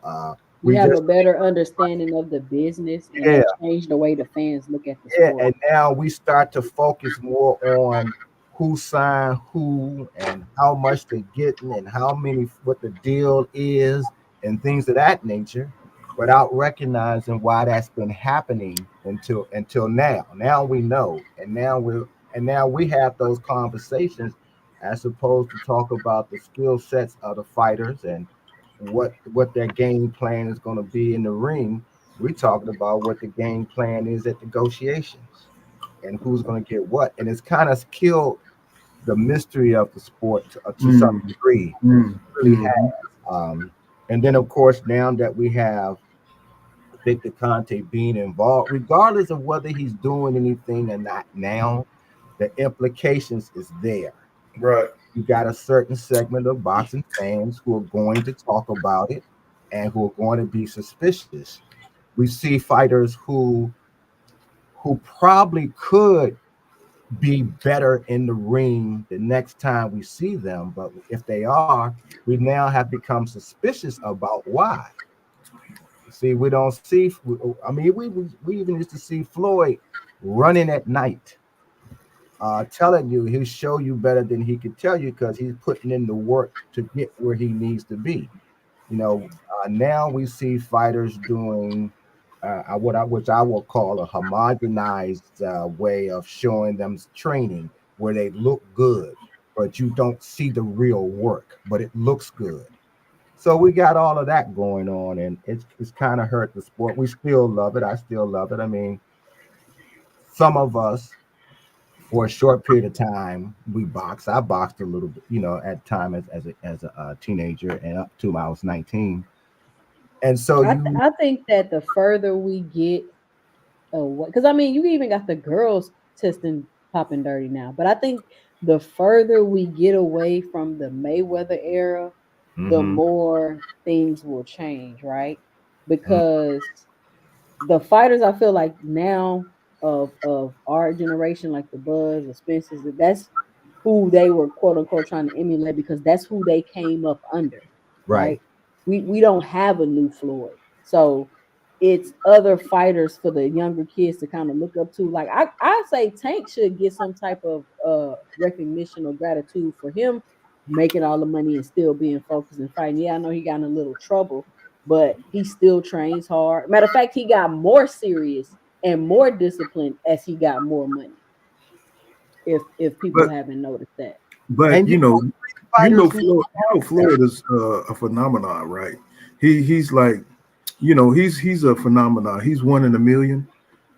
Because of he was kind of like trained from when he was a kid. It's almost like he's a baby Spartan where he has no choice. This is all he knows. From a baby, you can see him with boxing gloves, just like his grandkid. If they train him, he's going to be one of the best because he's trained since he was a baby, which is crazy. You know what I'm saying? To be training in a sport ever since you're that small. So that's all you Like know. he You doing his think grandson. Y'all seen his grandson? exactly, Mhm. exactly. He's going to be the next great one because that's all he's going to know. You know what I'm saying? It's going to be his instincts is going to be geared towards slipping punches, getting rhythm, and reading people in the ring. And when you grow up like that, I mean, look at Devin Haney. I mean, Devin Haney, he's going to be good like that. You know what I'm saying? Because all he did was learn his craft. He just stayed on top of his craft. These people who are single minded, like a Michael Jordan, Kobe Bryant, people who got these mindsets where they just stay in their craft. You know what I'm saying? You're going to be great at it if you just how much time you dedicate and you stay in your craft. These guys, they're not staying in their craft like that. Even the old school guys stayed in their craft. You know what I'm saying? So they sometimes they slipped off, but why they were so tough is because they had to go 15 rounds. They didn't have to go 12 rounds. Mm-hmm. What's in there? I think a lot of them think they're better than what they Mhm. really are. Like Yeah.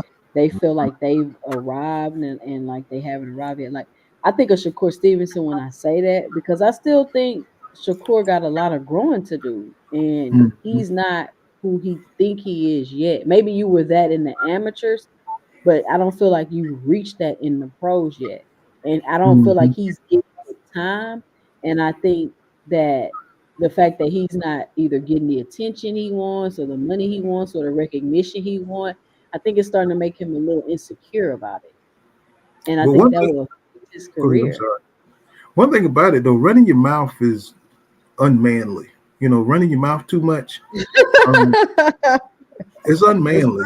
I think he has a really good persona, and if he could just add some offense and shut up, I think he'll be the man. I mean, They, that's I all. agree. I If they agree. he, just got to get single-minded, like you just said. That's Mhm. what it is. Stop trying to play businessman. That's why you got a manager. You have somebody you can trust. You got one got his father, one got his parents at least around him. Stop playing businessman. It's too much to have to do. There's too much politics going on.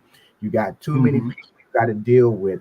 You got to spend your time sharpening and honing your craft, learning new things constantly to become a complete fighter, making sure you stay in your lane, taking care of yourself, staying away from all the distraction if you're trying to be great. But everybody wants to play businessman. Everybody wants to act like, okay, I got this. I'm the person. Your skills are good, but they can erode very quickly when you're not doing everything that you need to do to get there. And all you got to do is look back, look at the fighters of old who did 15 rounds, who weren't trying to play nothing but trying to be the best that they could be in that ring. And that's Mhm. why you got those good fights. Even when you lost, it was no thing because you did it best you could, and we still wanted to see you again. This whole thing about if you lose, now you done falling off, you need to retire. sometimes you've gotten a good whooping in the ring, That's but right. you still fought hard anyway. But Sometimes you you, just but you learn a lot more from your losses than you do from your wins. see You those That's know, great another reason trainers why I are was gone glad too. Fundora won that fight. Those great trainers are gone. That used to the Eddie Futches, the Emmanuel hmm Stewarts, the Georgie Bentons. Those were real teachers and real trainers that you was gonna go in that gym and you wasn't gonna be playing because they wasn't gonna be playing with you. They recognized who you were. They did the best that they could with it, and a lot of great fighters, even if they never won a championship, maybe they got the contender status, but you knew who they were. And and you now know what? You everybody ever wants to notice? I'm sorry. You ever go notice ahead. those coaches don't be tripping when they fight or lose? You ever notice that? Mhm. No coaches, I don't care who you are, they never trip when they fight or lose. You know why? Because they know if you're fighting good competition, you can lose, bro. They've seen it. It ain't nobody going through here undefeated like that. Them coaches know that. Yeah, Even Roy Jones coach told you so eventually you're not going to be able to make everybody miss. He know that. You know, somebody gonna have your number. that's right. And these coaches know that. They don't be tripping when these guys lose. They try to pump them up. They try to put them out there, but they know eventually they're going to lose or they're going to come into a situation where they're going to have to either elevate or they're going to have to go back to the drawing board. These coaches know that. You know, if you're a part of boxing and you're a real boxing head, you know they're going to lose. Nobody's going to go through here undefeated if you're fighting the best, you know. And that's what I'm saying. If you undefeated, we should kind of, if you haven't lost a fight, I feel like that means you haven't been fighting the top competition your whole That's career. right. Exactly. Look, y'all, I'm gonna drop the link. I'm probably gonna be on here for about 10 more minutes. So if you want to come up and get your 2 cents, go ahead and click that link. But yeah, I don't think finishing undefeated is the flex that is, it, Mhm. It's it not. really is because it's like how are you undefeated? You telling me you either that much greater than everybody or you never fought a tough fight or tough competition. Even the greatest fighters got losses on their record. I mean, Yep. of course, Mayweather went 50-0, but again, that shouldn't be multiple people doing that. Not everybody's that type of talent. Or it wouldn't even be special. If multiple people could do that, it wouldn't even be a special thing. You know what I'm saying? It'll just be an average performance. And if you think about it, in boxing, 50 fights ain't nothing compared to, some of the Yeah, old they used people. to fight a bunch of fights back in the day. hmm I I mean, you mean, had some fighters who fought every 6 weeks and things like. I mean, look at the 5 fights. Actually, the 6 fights that over the period of time that Sugar Ray Robinson had with Lamada. six, I think he fought him like 6 times, Six five or six times, times. 6 times. And hmm we talking about hard, grueling fights Went 15 rounds. that for the fighters today wouldn't even be able to survive because they're not built that way anymore. That's sad. I Mhm. get it. Again, you see fighters who are punch drunk, who lost all their money or had the money taken, or they went out there and partied and drank it up, spent it up. We get that too. Part with the money that you do get, but you're in a sport that demands a lot from you. hmm You got to sacrifice everything to be good in this particular sport. And I ain't even talking about great. So if you got it just to be good, you got to sacrifice. You got to go that extra mile to be great. But now we softened up the sport. Now it's 12 rounds. Now, surprisingly, it was 2 fights that caused that. Last Yeah, 15-round fight was Mike Tyson and it was what's that white boy who got Billy Conn, I think, back in 80, 79, 80, 80, something like that, got beat, got fell out or something like that, and they changed the rules, you know what I'm saying, and cut it down from yeah, it came he got killed in the ring. I can't I think. forgot, was it Billy Conn or was it I Yeah, think it wasn't him, but yeah, yes, it was. Yes, it was. Damn, I can't think. and, I'm and the sorry. fight went too far because to get beat on for 15 rounds, like that. If you would have went back and saw some of those haggler fights and how bloody and how bad they got, man, Yeah, man, it And was bad. the refs are even quicker to stop a fight now. Oh yeah. Some people have gotten, because there's been too many deaths, and like I said, there's a hidden movement that's been out here for a number of years to try to ban boxing altogether. Wow. Yeah. So it's been out there it hasn't been a, They're not gonna be able to do that now with the but it's still UFC and been all. out there. As a matter of fact, it was the fight with Ray and Hagler that was best known, because part of the negotiations for that fight was they go from 15 to 12, and he gave Hagler another 3 million, because Ray had been out the ring for 3 years. Yeah. So you had that, but that still was a relatively good fight because Ray outsmarted Hagler actually. But the point is, a fighter of that caliber, of those two guys that still recognized that 12 was better than 15 from a health perspective. Mm-hmm. Now, if that fight had went 15, Ray would have lost that fight, because Hagler started coming on very strong, but it was late in the round. But I believe that Ray would have gotten. I wholeheartedly, and I like both of them, but Ray would have lost that fight. But think about it. It's more like the reason why Ali was able to hang in there, because he had more endurance. He knew how to rope a dope and conserve his strength until the end. It's guys. Woo! That's the other thing. They big guys. So you're talking about 200, 225 punching you in your face For 15 rounds. And then they wore smaller gloves, didn't they? right. Yeah. I mean, if you look in there, you'll see Ali. He rarely throws a bunch of combinations. He just conserves his strength throughout the whole fight. Just antagonizing his opponent. Because he got 15 rounds to beat you, and he make him so mad that they were trying to kill him, and they'd be exhausted, and he'd be coming on because he done saved all his energy. So it was a different fight. It was 15 rounds was a different strategy. It was a different game back then, unless you was just the lighter fighters who could just punch forever. It was a different game back then. It was about endurance. It was about being able to keep your power to the end. So with these guys now, it's a sprint. It's more of a sprint. You fighting 10 rounds, you're talking about a different game plan. So these guys, they're just a little bit softer, saying, because of the rounds. They're not as long, they can get away with movement. They can take away a lot of the time. They can do different things to try to, bring the fight to their advantage. So we're not going to just see those rock'em sock'em type fights like that no more. The refs are trained to stop these fights now. Yeah, they jumping in fast. Right. A guy and now they changing the weight, the rehydration stuff. Like some places is, we can rehydrate certain pounds. So they keep changing the rules. They're making it softer and softer. They've done it to all sports. Look what it is. Look at how they changed football, and I don't even watch football. Yeah. I mean, are we going to see any more Diego Corrales and Castillos, where they get dropped? Get dropped 3 times and eye bloody, and then he gets up and win the fight in the last second and knock out Castillo. We're not going to see that. Do you remember? that Fundora Zoo fight was pretty old school with all that blood. It was close, but yeah. It was from an accident. It wasn't from a punch.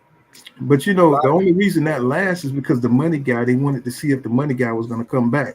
They wanted Tim Tszyu to win. Yeah.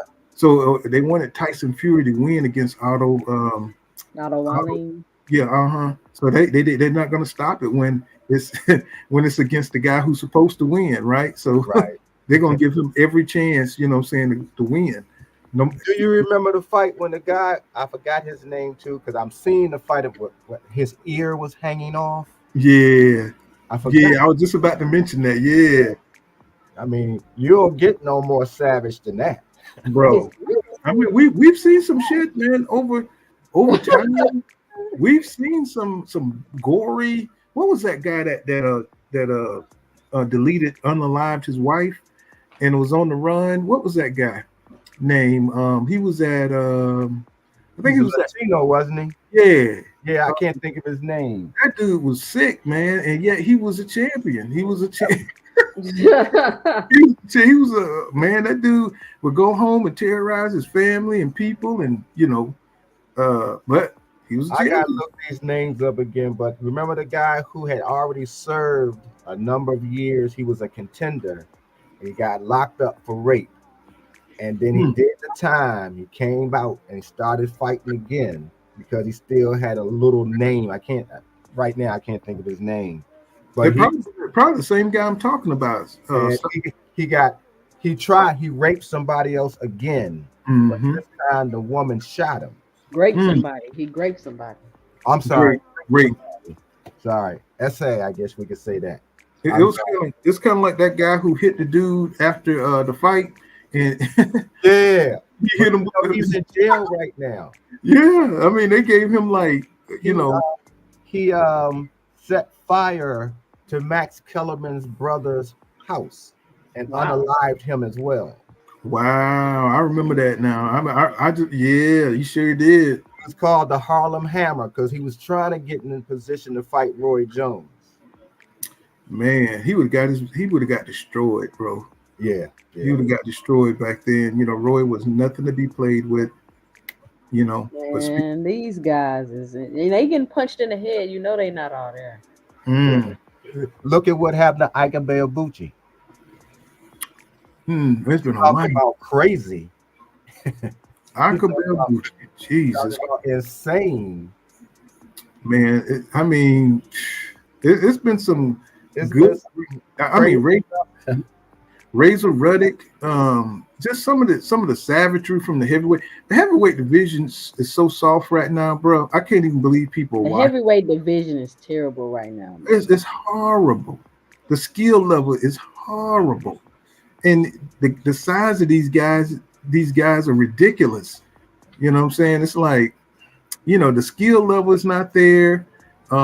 Sometimes they can fight, sometimes they can't. They perform. I mean, think about it. Why would Tyson Fury all of a sudden get power against Deontay Wilder? He only had power against him. That's the only fighter he had any kind of power against, and nobody even questions that. He only moves like that against Wilder. You know what I'm saying? It's like, come on now. It's He like ain't never look like that again. no, and then he'll struggle against somebody like Otto Wilde and was Tom Swartz, In Ghana. fighting life and death against them guys. It's like, come on, man. It's like, I mean, this is the ridiculousness of this sport. We're pining for days that are never coming back. Yeah, here we are stuck with I mean, maybe we in just like a little rebuilding period. Yeah. I hope maybe so. Get back to weather. But y'all want to give y'all final 2 cents? I'm about to hop off here. I've been on here almost 2 hours tonight. Oh, okay. No, just keep it on. I'll keep it going. Till when you wake Hey, that's fine with me. you get you some. Y'all go to Pool Counter Boxing. Y'all go follow his page, Pool Counter Boxing. He got some great videos. We do some great lives over there. Great conversation. We have a good time. Make sure y'all go sub to his channel. For some reason, I thought that was Cat Cash Crypto, but I now see Pool Counter Boxing. Okay, I'll check your page out. Mm-hmm. And I really recognize your voice though. I really, because when I mess with 2 Cents, she had me on this conspiracy stuff. And I'm susceptible. She always, my mind is open to what she be saying. You know what I'm saying? So, she's always got me rethinking, saying everything that's going on behind the scenes. And I just be like, damn, you know what I'm saying? She just always have me rethinking things, But that's why never what it seems. It's never what it seems. Exactly. That's the thing about having people coming together to talk, because once you start hearing things that you haven't heard before, and then looking behind the words and looking behind the curtain, you start to expand on your knowledge of what's going on in the sport, and that's always a good thing. Yeah, it's a lot. You know what I realized? I was thinking the other day. I was like, I'm really invested in the business of boxing. Yeah, I really like the business of boxing. It's very intriguing. It's very dynamic. It's a lot to it. So I'm really into that. I really like the business of boxing and how all that works. Well, I'm glad that because that's what I had when I started coming to Marty. I was researching whether I wanted to do the business of boxing, but in the course of that research, had went on other channels, and at that time they was acting real crazy. Yeah, I remember when I first got on here, just be people yelling at each other. I was like, threatening each other, they gonna get shooters and blah blah. I said, you know what? I don't need to feed this headache. I mean, I ain't gonna say the guy name, but the one guy, he be getting threats. You know what I'm saying? He get the delete threats, right? Uh, Mm-hmm. just because the little dude that's always going to the lore. He always kind of lowering himself and trying to insult people, and uh, Mm-hmm. you know. Mm-hmm. But I noticed that he always team up with the people that hate the PBC. Now, I don't care about the promotional company, Mm-hmm. but whoever got the best fighters, if it was top rank, we'll be talking about Bob Arum. If it was the zone had the best fighters, that's who we'll be talking about. But anytime black folks start talking about the PBC, they always make it a racial thing, or they try to make it out like it's a racial thing. No, they had the best fighters, right? And that's where all the best fights are happening. So they act like that's not a thing, what I'm saying? But they try to make us feel guilty for, talking about the fights that we want to see. And if that's happened to be at top rank or it happened to be at the zone, it just don't matter, bro. So these people got so many agendas out here that it get exhausting, trying to talk boxing, Mm-hmm. coming in, you LDBC, or you trying to Mm-hmm. be like, bro, what are you talking about, man? Don't make What me. is even that? Right. What we just said, we saw this before because they did this to Don King, and Don King was the man. Period. Across the board. Right, he had all the We're fighters, seeing it bro. again now. What, like I said, I don't care too. I don't care about the fight, not the fighters, the promoters. I don't dislike any of them because all of them, got some stuff with them. But Mm, if you number one, if you doing what you're supposed to be doing in terms of putting on the best fights, that's who we gonna be talking about. Well, we're gonna say, hey, we know we're gonna get great fights from this particular promotion company because that's what they do. Now, mm-hmm. there's the other five. It's only about 4 or 5 really big promoters. We're talking about Eddie, Frank Warren, Oscar, and I guess we can say the zone, but that would be Oscar too. So it's really only and Bob, I should say. Yep. Bob's been And I around. talked about a fighter from each promotional company today. Yeah, did y'all From notice that all the Eddie Hearn is turning out to be a pretty good promoter? Mm, Anybody notice that? I hate to Yeah, say it. Eddie Hearn. Eddie Hearn is Y'all good. notice that? He getting better. We could say he getting better. He done got better. He don't put as much smut out there. You know he's what I'm saying? learned. He's You know what I'm learned. saying? Yeah. Yeah, he learning, man. With time and experience, all that arrogance and stuff. I'm sure it's still there, but he's toning it down. I hope y'all notice that, and he's making the fights. It may not be all the fights that you want to see, but every now and then he'll hit gold. All And you he, got to do is get consistent with the putting on the best fight, mm-hmm. trying to, if you can, keeping your fighters in line. That's what's happening too. The fighters getting in trouble over some dumb stuff. Even Yep. having a But domestic. you ever notice a lot of Eddie Hearn fighters popping dirty too? Yeah, well, we Yeah, already know the UK. He tried that gaslight talking about American fighters, pop dirty, and he always be the first one, what I'm saying, to make some comment, what I'm saying, when we had Big Baby them popping dirty, and um, but now I think he done toned it down a little bit because now Conor Ben, 30 eggs and everything, you Kind know, of being Alicia Baumgardner, yeah, all these different, and what's then going Dillian on White. with those two, by the way, Alicia and Carissa? Because they were sort of mouthing at each other on the. it look like they need to get a room or something. Oh. They need to get the way they going at it. Like they need to go ahead and come on out that closet. Everybody know what time it is. 'Cause, look like they need to get something off their chest, and look like Carissa, they fighting to be who's going to be the big stud, the biggest stud. Man, Clarissa, once she feel like she done wrong, she don't know how to let it go. I'm talking about, man. I mean, it'd be embarrassing. I'm glad she got off this Keith Thurman knocking out Keith Thurman crap. Yeah. Hey, but if they do make that fight, they definitely selling the hell out of it. She might be Keith Thurman ass. I don't know. At this point, Did y'all see Kitchen's fight? I didn't see it. I need to go watch it, but I hear a lot of people talking about it. Oh, well, I won't say anything. I'll let you watch the fight so you can form an opinion on it. Yeah, Um, I'm gonna look at it and make a couple yeah, videos. look at They it going in. because you're gonna have an opinion about the fight for sure, as well as who he supposedly is going to fight next. Mhm. All right. Yeah. Well, it's 12 a.m. Y'all want to give y'all last 2 cents, Mr. Greg? You want to give your last 2 cents? Pull. I'll let you close us out. Sure. I'll just say that it's always a pleasure to come on and have some intelligent conversations. And I appreciate you. Hope you continue to grow. It's nice to finally talk to you directly. Full counterfight. I said I'll come on your show. To all the chat, we up late. I'm in my pajamas. I don't know about y'all. And I'll see you next time. All Yeah, right, Mr. Greg. for me, it's about the cornbread. You know, Okay. it's about the cornbread. I know you eating organics and you're eating raw vegetables, but every now and then you got to get some Jiffy mix. Not the Jiffy. You got to get the Jiffy You mix. gotta do it from scratch. Come on, Paul. Man, shoot, I be liking that little sweetness up in there. You put sugar in it. You put a little sugar in it. But I'm trying to break it. I'm trying to eat right. Baby You know, steps. Baby so steps. we'll kind of boxing be on for another 5 years or whatever. But Okay.